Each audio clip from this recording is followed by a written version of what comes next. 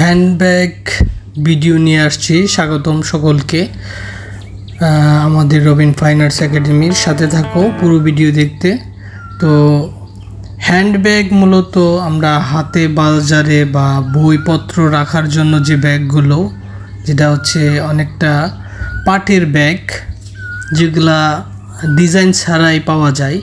তো সেটাতে আজকে আমরা একটা ডিজাইন করে দেখাবো। ভিতরে আমি একটা কাগজ ঢুকিয়ে নিলাম, কারণ আমি এক পাশে আমি রং করব, এটা প্লাস্টিক রং,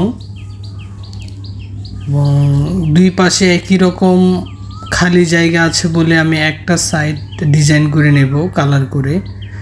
তো প্রথমত আমি প্লাস্টিক এমালশন রঙগুলো করে নিচ্ছি সাইড দিয়ে, একদম এটাকে ডাবল করে দেওয়ার পরে এরকম হলো। তারপরে আমি এটা শুকিয়ে তারপরে এটার উপরে ড্রয়িং করে নিচ্ছি। তো এটা আসলে নিজেরা তোমরা কিভাবে করবে তোমাদের ডিজাইন, এই যে মাস্টার 100 যেটাকে জেমস বন্ড কালার, একটা এখানে বার্জার এশিয়ান বিভিন্ন কালার পেন্ট পাওয়া যায়, এর যে কোনো একটা হলেই হবে। আমি একদম কম দামি যে রঙগুলো সেগুলা দিয়েই করছি।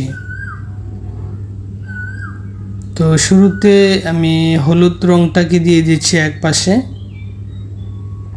তারপরে আরেক পাশে লাইট গ্রিন কালারটা দিয়ে দিচ্ছি ডান পাশে, এবং লাইট গ্রিনটা আবার হলুদের উপরে দিয়ে দিচ্ছি।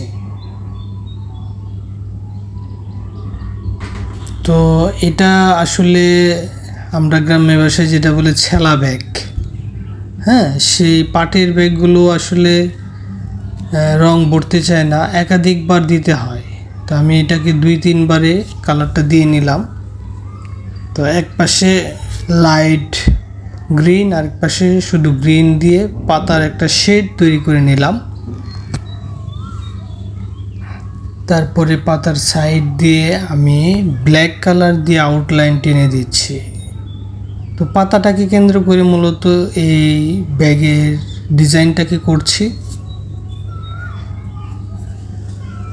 তো তোমরা চাইলে যে কোনো রঙের যে কোনো মোটিভ, যে কোনো একটা গাছকে কেন্দ্র করেও ডিজাইন করা যেতে পারে। তো আমি জাস্ট একটা স্যাম্পল হিসাবে এখানে দেখালাম। তোমরা চাইলে নিজেদের মতো করে যে কোনো রকমের ডিজাইন এবং করে নিজেরা কালার করা যায়। এবং আমি আমার ব্যাগটাকে আমি আমার মতো করে একটা সিম্পল একটা ডিজাইন করলাম, জাস্ট একটা পাতা দিয়ে। তো একদম কাজ শেষে অবশ্যই তোমরা দেখতে পারবে এটা সিম্পলি কাজের মধ্যে কেমন লাগলো। সবাই যদি কমেন্টস করে জানাও তাহলে আরও খুশি হব। এবং এরকম নিত্য নতুন ভিডিও পেতে অবশ্যই আমাদের রবিন ফাইন আর্টস একাডেমির পাশে থাকবে। এবং যারা সাবস্ক্রাইব করে আছো সকলকে ধন্যবাদ, যারা এখনও করো নাই, আশা করছি এই চ্যানেলটা সবার জন্যই উপকারী আসবে। তারপরে ব্ল্যাক কালার দিয়ে আউটলাইন দিয়ে দিচ্ছি শেষের দিকে, এবং পাতার বুটার যে কালারটা সেটা সবুজ এবং হলুদ মিক্সড করে দিয়ে দিচ্ছি। সবুজ কালারটা ফোটার মাঝখানে দিয়ে দিচ্ছি।